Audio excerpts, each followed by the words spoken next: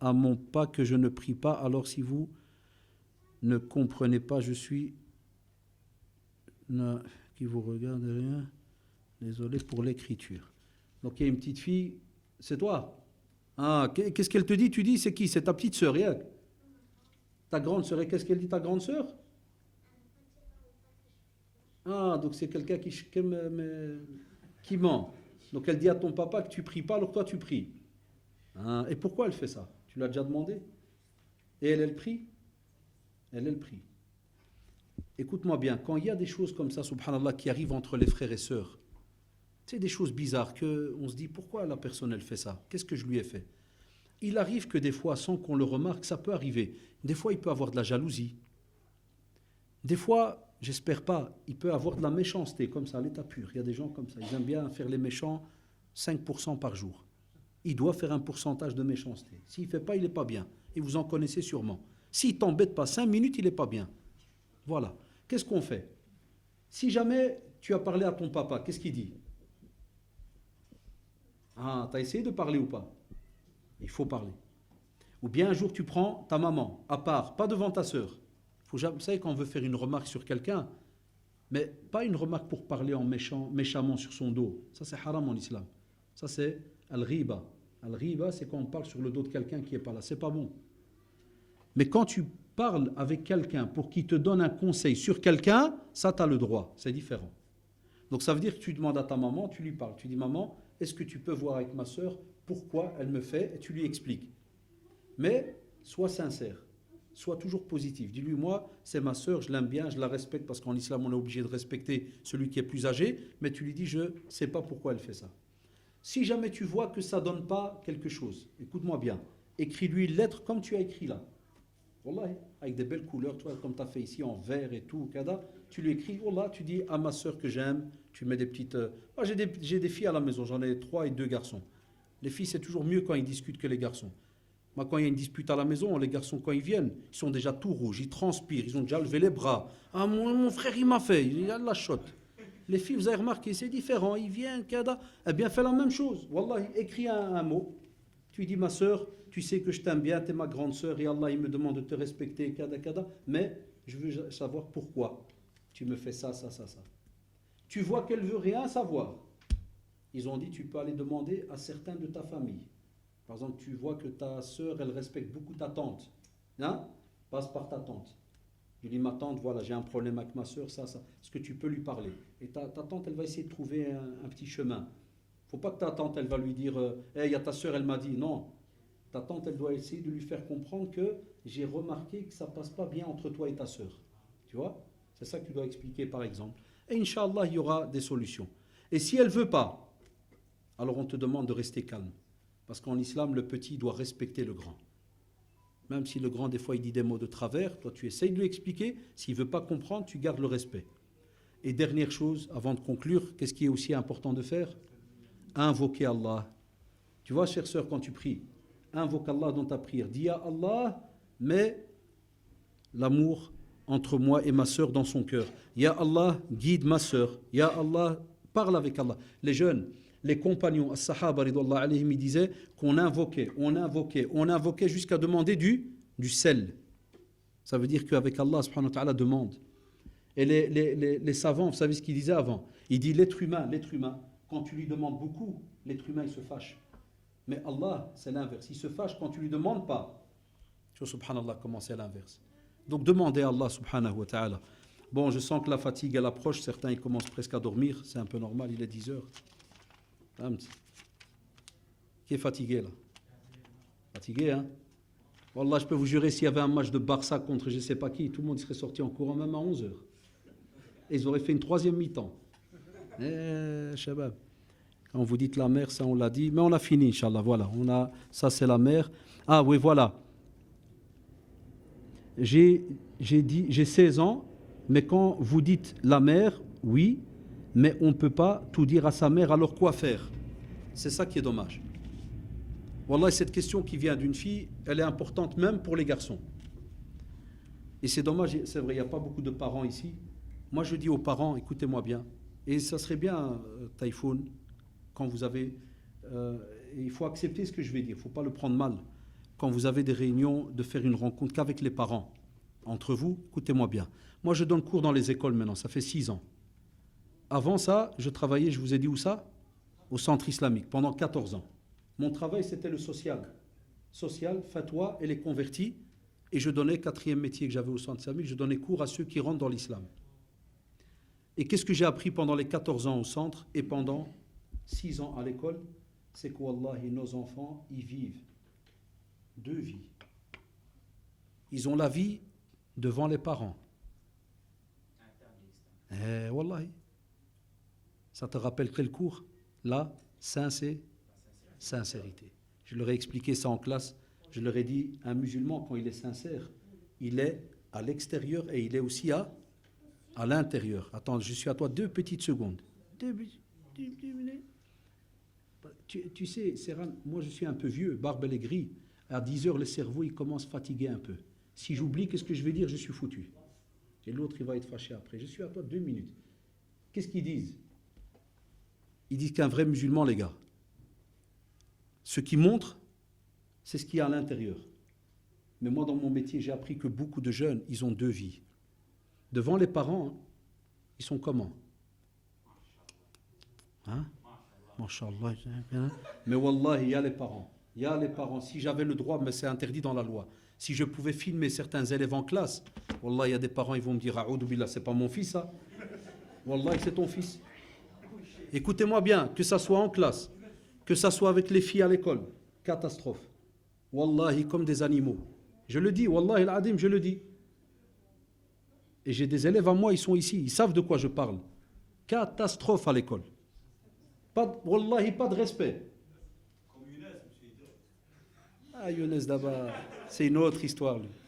Mais wallahi, sérieusement, les jeunes, il y a les jeunes, sérieusement. Wallahi. Hey, c'est vrai ou pas? 2 vies. Alors le problème, écoutez-moi bien maintenant, les parents, les quelques parents qu'il y a ici. Moi, je suis né ici, mais j'ai 45 ans maintenant. J'ai aussi travaillé dans les prisons pendant 2 ans. Je faisais aumônier, j'allais faire les doros dans les prisons. Qu'est-ce qu'on a remarqué pendant les... Ça fait 25 ans que je fais les doros, les conférences, qu'est-ce que j'ai remarqué?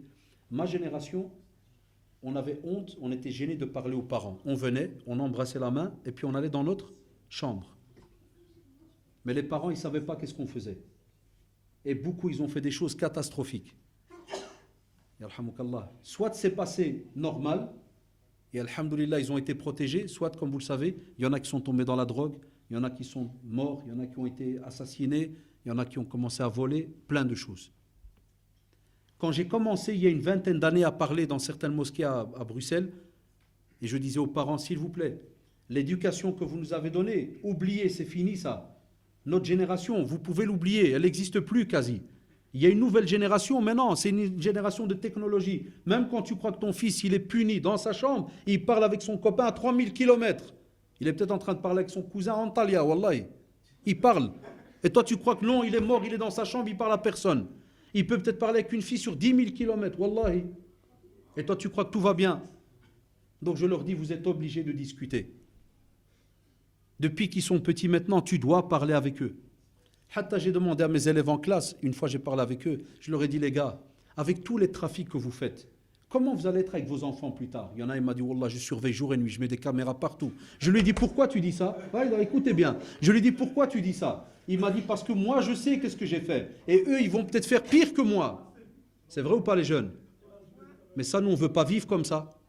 Il y a les jeunes. Est-ce que c'est ça une vie de musulman, de mettre des caméras partout? Vous allez avoir des faux musulmans. Un vrai musulman, c'est celui qui a d'abord... Il faut parler, parce que moi, je préfère que mon fils, il a peur d'Allah et pas de moi. Moi, je suis un être humain. Moi, il doit me respecter. Pas avoir peur. La peur, vous savez bien qu'est-ce que ça donne. Ça donne un hypocrite. C'est quelqu'un qui, il te regarde de loin. Seulement, il a peur que des coups. Il n'a pas peur d'Allah. Et non, la crainte, c'est d'Allah, pas de l'être humain. L'être humain, on le respecte. L'être humain, on le respecte. Donc, Allah alaikum, il y a les jeunes. Prenez votre courage à 2 mains et apprenez à parler à vos parents. Même si ce n'est pas facile. Et je sais qu'en général, les premiers à qui on parle, c'est souvent la maman. C'est vrai ou pas? C'est souvent la mère. Parlez. Ne laissez pas les problèmes augmenter. Deuxièmement, les parents, Nous, moi qui vous parle, quand nous on était à l'école, wallahi, quand une fille elle venait pour parler avec nous, direct on disait à la fille, il ne faut pas me parler. Salam alaikum. Pas me parler. Pourquoi? Est-ce que vous croyez que la plupart en ce temps-là, ils avaient peur d'Allah? Wallah, ils avaient peur des tartes des parents. Parce que dans notre quartier à Molenbeek, vous connaissez Molenbeek? Les parents marocains, même turcs, parce qu'on était dans la même rue à Riboukou, rue de l'Escaut, j'avais aussi des amis turcs, la mosquée elle est encore là. La plupart des garçons, ils attendaient 18 ans, une fois que le père il ne sait plus où est-ce qu'il est le garçon, wallahi, toutes les filles avec qui il n'est pas sorti, après il va s'amuser. C'est comme ça. Alors qu'il sait que c'est haram. Et je leur dis en classe, il meurt comme ça, qu'est-ce qu'il va dire à Allah? Mais le problème, qui parle avec lui? Troisièmement, un garçon quand il arrive à 15-16 ans, qu'est-ce que tu crois que son rêve, c'est quoi son rêve? C'est de lire le Coran jour et nuit. Avec qui il parle à l'école? Avec qui il marche? Et les camarades, comment ils sont? Il y a toutes les marques. Celui-là, c'est un crack. Allah yahfadek, Allah te protège, frère. Wallahi. Il m'a rendu fou. Hein? Comment? Toi, tu es un mashallah avec 3 fois mashallah au-dessus. Wallahi, je le dis pour du vrai. Qu'Allah te protège, wallahi. Ah, ils nous donnent des leçons, les petits. Hein. C'est comme ça qu'on était à Ikhwan. Les gars, je ne veux pas casser le moral à certains. Je ne parle pas de vous, Dieu en est témoin. Mais vous connaissez des copains, vous qui sont devenus, entre guillemets, très méchants, très durs, les influences. Mais quand on était petit, on n'était pas comme ça. Hein? C'est vrai ou pas? Qu'est-ce qui a fait qu'après on a changé? On ne veut plus accepter les discussions, on ne veut plus accepter le message. Ouais, Mokhlis. Pourquoi tu es devenu un vampire maintenant? Parce que, pourquoi je taquine? Parce qu'il me dit j'étais comme ça. Ça veut dire que tu es autre chose. Non, vous êtes bien. Il y a du bien. Il faut seulement des réglages de soupape. Tu vois les réglages? Wallahi, c'est le réglage qui manque. Mais sinon, on est tous bien. Parce que le prophète, sallallahu alayhi wa sallam, écoutez bien, shabab, il a dit celui qui dit que tout le monde est mauvais, il est le premier à être mauvais. Comme pour dire en arabe, celui qui dit afsad an-nas, ça veut dire les gens, ils sont foutus, ils sont mauvais. Il dit, wallahi, c'est lui le premier. On a du bien dans la communauté. Il faut qu'on revienne aux discussions. La preuve, et je termine avec cette question, Abdullah ibn Abbas, cousin du prophète, sallallahu alayhi wa sallam. Il était petit. Écoutez bien, regardez, écoutez bien les jeunes, il y a les parents qui sont là. Le prophète, sallallahu alayhi wa sallam, il est prophète, c'est vrai ou pas? Il a une responsabilité immense, c'est vrai ou pas? Il doit s'occuper de la communauté. Il y a les polythéistes, il y a les hypocrites, il y a ceux qui veulent le tuer. Et qu'est-ce qu'il fait? Il prend le temps, écoutez bien, il prend le temps de marcher avec son cousin. Vous savez comment il était son cousin? Wallah, il était encore tout petit. Abdullah ibn Abbas était petit. Comment on le sait? Parce que dans le hadith, il commence par Ya Roulam. Et en langue arabe, Roulam, ça veut dire qu'il est encore petit. C'est pas un chab, c'est pas un grand. Ya Roulam. Il lui dit quoi? Ihfadillah yahfadka. Ça veut dire quoi? Protège les limites d'Allah, Allah te protégera. Ihfadillah tajidhu tujahak. Ça veut dire, il lui dit, Ya Abdullah, si jamais tu protèges les limites d'Allah, Wallah, tu vas trouver Allah subhanahu wa ta'ala devant toi. Ça veut dire que Allah subhanahu wa ta'ala est avec toi. Et puis il continue, regardez, hein, il continue à le conseiller. Qu'est-ce qu'il lui dit? فَإِذَا اسْتَعَنْتَ فَاسْتَعِنْ بِاللَّهِ. Et il lui dit, Ya Abdullah, si jamais tu as besoin d'aide, demande d'abord à Allah. Alors les amis, le hadith il est plus long, hein. Les amis, qu'est-ce que ça veut dire? Le prophète sallallahu alayhi wa sallam qui était un adulte, et il parle avec qui? Avec un petit. Et nous, pourquoi on ne parle plus avec les petits? Pourquoi certains parents, dès qu'ils arrivent à un certain âge, ils ne parlent plus avec leurs enfants? Soit tu as des parents qui restent devant la télévision, ils zappent, soit ils sont dans le café, ils rentrent la nuit, l'enfant il dort. Il sort le matin, c'est lui qui dort. Il ne se voit jamais. On a des familles comme ça ou pas? Comment tu veux que l'enfant, alors, il apprend des règles, il voit? Non, il apprend dans la rue ou bien il apprend à l'école. Et moi, maintenant, cette année, ça fait 6 ans que je donne cours à l'école. Wallahi. Et ça tombe bien, le papa de, mashallah, Kazilir Max, comment il s'appelait le prénom? Zakaria. Zakaria, j'avais beaucoup de discussions avec lui. Il est parti maintenant en Turquie, mashallah. Mais j'avais beaucoup de discussions avec lui, des fois, quand il y avait la récréation. Mais je le dis, c'est pas parce qu'il est là, wallahi. Ceux qui étaient à l'école, ils le savent. C'était un grand copain à moi. Il venait toujours chez moi, monsieur, question, monsieur. Mais quand on discutait des fois, qu'est-ce qu'on remarquait? que la plupart des jeunes, ils ne se cassent pas la tête. Pose pas de questions. Je dis aux élèves, ma classe, elle est ouverte, c'est vrai ou pas? Je leur dis, la récréation, la classe, elle est ouverte. Viens, pose des questions. Viens discuter. Tu me dis, ton père, il ne veut pas discuter? Viens discuter. Combien ils viennent? Combien? 5, 6. Et combien, moi, j'ai d'élèves? Vous savez combien je donne cours d'élèves, moi? Combien d'élèves à l'école où je suis? J'ai 147 élèves. Rien que moi. Et mon collègue, il en a une soixantaine. Et non. Moi, j'ai 147 élèves. Les seuls qui viennent pendant la récré, wallahi, maximum, ça ne dépasse pas 10 élèves qui viennent me dire, monsieur, j'ai une question, je suis gêné, monsieur. Une dizaine d'élèves. Tous les autres, tous des savants, tous des cheikhs, Khodja, tous. Personne, tous. Chaque fois que je les vois, frère, t'as pas une question, pas de problème. Non, monsieur, tout va bien, à l'aise. Ouais, wallahi, parce qu'ils ne sont pas habitués à discuter, ils ne veulent pas discuter. Alors avec qui ils discutent? Les jeunes, avec qui vous discutez? Ouais, maintenant, aujourd'hui, c'est la mode. Tous les savants, ils parlent de ça. Maintenant, on discute avec Facebook, avec Twitter, avec. Ah, voilà. Jazakumullah pour votre écoute. C'était, et Allah en est témoin, c'était un plaisir de vous rencontrer. Et c'est vrai que moi, je suis gêné. Si c'était moi, je peux parler avec vous longtemps. Mais par exemple, quelqu'un il a écrit ici, est-ce qu'on peut parler avec une fille? Non, voilà, vous voyez, vous rigolez. Mais c'est comme